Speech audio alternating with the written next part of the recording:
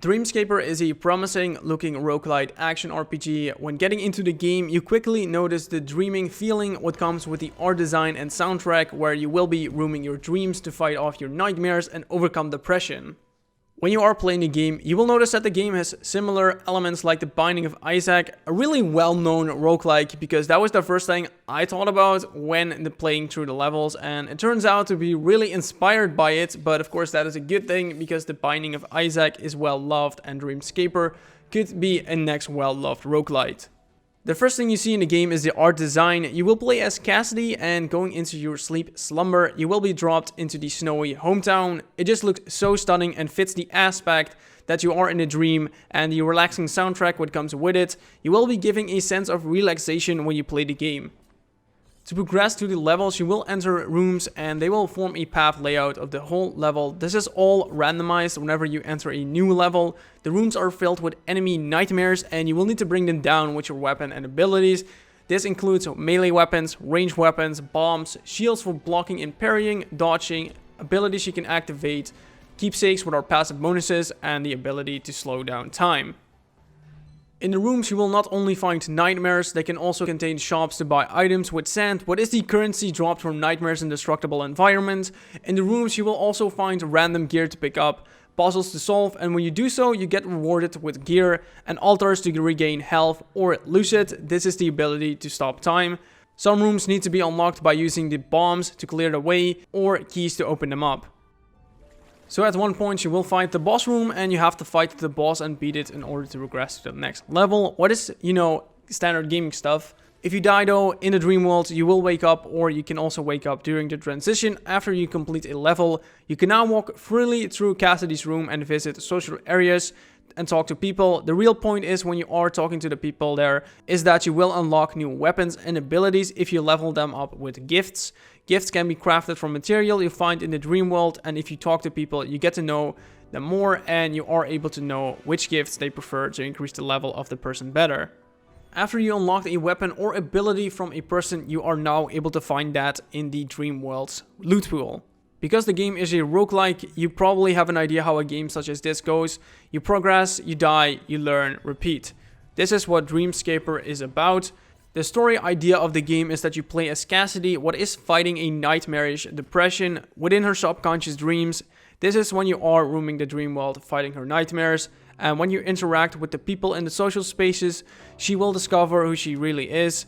At least that is how I see the story idea build up right now, but the game is still in Prologue, so when it is coming out on early access, it will hopefully be more clearer. Now, my own thoughts about the game. I really enjoyed playing the Prologue and support this edition. I definitely like the art design. I have nothing to say about it, only that it fits the game perfectly. The soundtrack also fits the game perfectly. When you are roaming the dream world, it fits the calm aspect of a dream, and when you are facing a boss, it gets more intense because you are fighting a big nightmare. The idea of the game is that it is an action role-playing game, so let's sum up the game genres a little bit here. You play as Cassidy, the protagonist, what is fighting her nightmare depression. The people in the social spaces are your upgradable stats, and by crafting gifts with material you find in the Dreamworld dungeon, you can upgrade those stats or people for how it is in the game to unlock new weapons and abilities, what you can now find in the Dream World, where your protagonist can equip them and hack and slash your way to the highest level possible in the Dream World dungeon. And you will repeat this all over again every time you die, and that makes it a roguelite. So now let's talk about the difficulty. When playing the Prologue, I found it a little too easy. Regular enemies you face can be stun locked forever until they die, what is not really challenging, and some enemies have a lot of health, so you will be hammering them quite long until they die.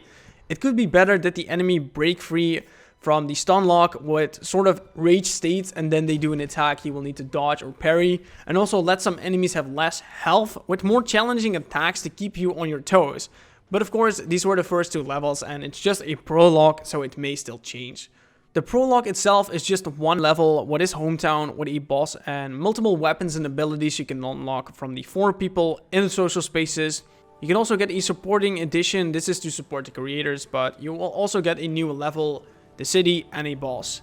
When the game comes in early access, you will get 4 levels to roam about and 3 bosses to fight.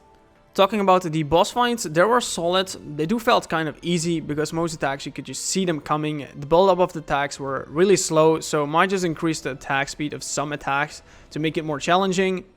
So now that I played the game a couple of times, I unlocked almost every weapon and ability in the game, what is really the only thing you can grind for in the game right now. So there might be coming more, like making it so that you can complete extra overall challenges in a single run to unlock weapons, abilities, or even skins, or even another reward. Doesn't matter really, just to get something to put your lust in to get. To make the game also more interesting story-wise, have a chance to find unique lore rooms inside the Dream Dungeon to tell the story inside the Dream World rather than only speaking to your mates in the social spaces. This could be a thing, but it depends on how they want to tell the story.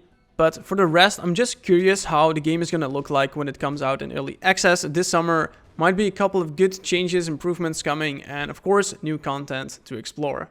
So guys, if you want to give Dreamscaper a try, you can download the Prologue for free on Steam. If you do enjoy the game, make sure to add it to your wishlist. It is coming this summer, and join their Discord server to suggest ideas for the game and of course share some love. But guys, I thank you for watching. If you do enjoy the video and found it helpful, don't forget to smash the like button to support the channel. Subscribe for more gaming related topics like this one, and I see you guys in the next one.